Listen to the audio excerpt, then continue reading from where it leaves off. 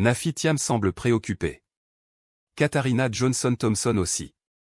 Il est un peu plus de 20h30, et la dernière épreuve de l'heptathlon s'apprête à débuter. Pourtant, ces détails paraissent insignifiants. À n'importe quel moment de leur semaine, Thiam et Johnson-Thompson pourraient être prises d'une expression de profonde inquiétude, comme si elles se demandaient constamment si elles avaient bien verrouillé la porte d'entrée. C'est peut-être là la condition d'une heptathlète. Il n'y a jamais assez d'heures d'entraînement dans une journée. Il y a toujours quelque chose à améliorer, une blessure qui persiste.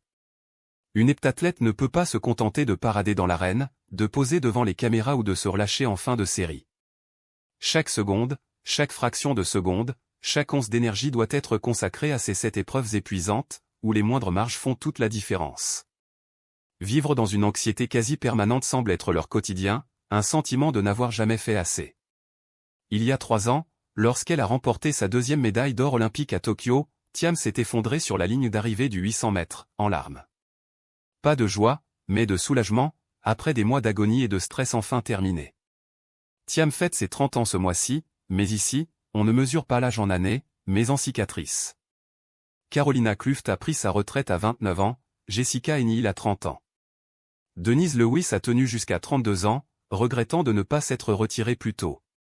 Chaque partie de mon corps a souffert à un moment donné de ma carrière, a déclaré Thiam avant ses championnats. Les tendons d'Achille, le dos, les épaules, les coudes. Elle a laissé entendre que ces Jeux pourraient être ses derniers, marqués par des interruptions et des changements, notamment la séparation d'avec son entraîneur de longue date, Roger L'Espagnard. Elle a manqué les championnats du monde de Budapest l'année dernière, remportés par Johnson-Thompson. Étrangement, ces 2 athlètes d'élite ne s'étaient jamais affrontés dans un grand championnat où elles étaient toutes les 2 à leur meilleur niveau. Jusqu'à maintenant. Ces 2 derniers jours ont préparé le terrain pour un véritable duel. Leurs forces et faiblesses sont bien connues. Johnson-Thompson a pris une légère avance après les haies, puis elles se sont tenues tête en hauteur, avant d'établir des records personnels au lancer du poids. Aux 200 mètres, au saut en longueur et au javelot, la compétition s'est étiolée progressivement, jusqu'à ce que Thiam et Johnson-Thompson se retrouvent en tête-à-tête.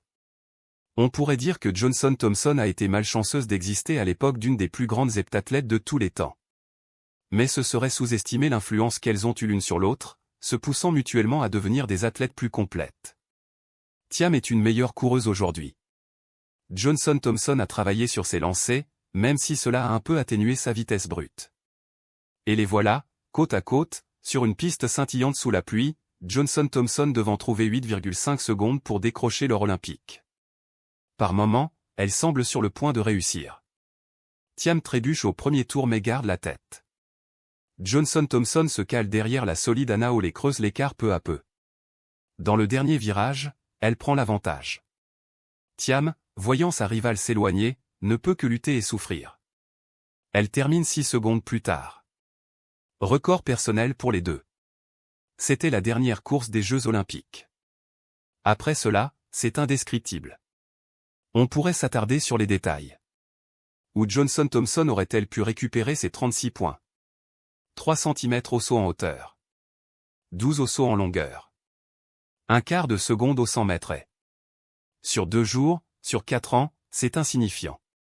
Il vaut mieux savourer le voyage, apprécier chaque moment, pousser jusqu'à la dernière goutte de sueur celle que l'on peut désormais appeler l'une des plus grandes athlètes féminines de l'histoire. Thiam est un phénomène. Si elle était américaine, elle serait l'une des athlètes les plus célèbres au monde. Mais, introvertie, elle préfère la tranquillité après une longue journée d'entraînement, accompagnée d'un roman de Colson Whitehead.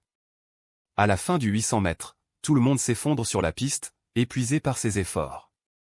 Puis, lentement, ils se lèvent, s'embrassent et entament un tour d'honneur collectif, reconnaissant leur périple commun. Thiam, discrètement, rejoint le groupe, première parmi ses pairs, gardant son talent comme un secret bien préservé de l'athlétisme. Mais pour ceux qui savent, ils savent.